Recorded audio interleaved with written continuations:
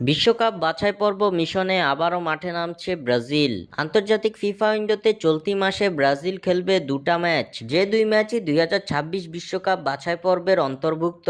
বাছাই পর্বের প্রথম ম্যাচে সেলেসাওরা মাঠে নামবে আগামী 15 নভেম্বর। 15 নভেম্বর বাংলাদেশ সময় দিবাগত রাত 3টায় মাঠে নামতে চলেছে 5বারের বিশ্ব চ্যাম্পিয়নরা, যেখানে তাদের প্রতিপক্ষ হিসেবে থাকছে ভেনেজুয়েলা। এর আগে ইতিমধ্যে বিশ্বকাপ বাছাই পর্বের 10 ম্যাচ খেলে ফেলেছে সেলেসাওরা, যে 10 ম্যাচে ব্রাজিল জয় পেয়েছে 5 ম্যাচে।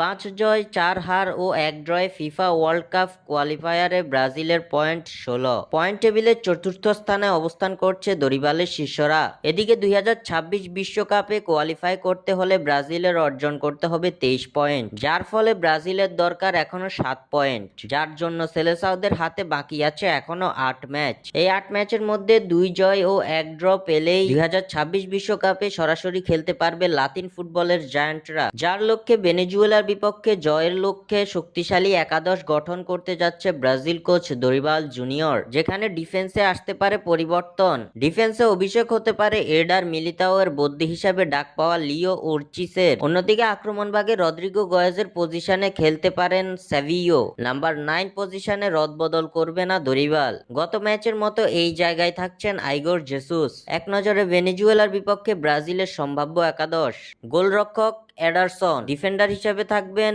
মার্কুইনস, গ্যাব্রিয়াল মেগালহাস, লিও অর্চিস ও অ্যাবনার। মিডফিল্ডার হিসেবে থাকবেন ব্রুনো গুইমারাস ও আন্দ্রে। আক্রমণ ভাগের দায়িত্ব সামলাবেন রাফিনহা, ভিনিসিয়াস জুনিয়র, সেভিও ও আইগর জেসুস। স্বাক্ষর থেকে সাদবিন ইসলাম।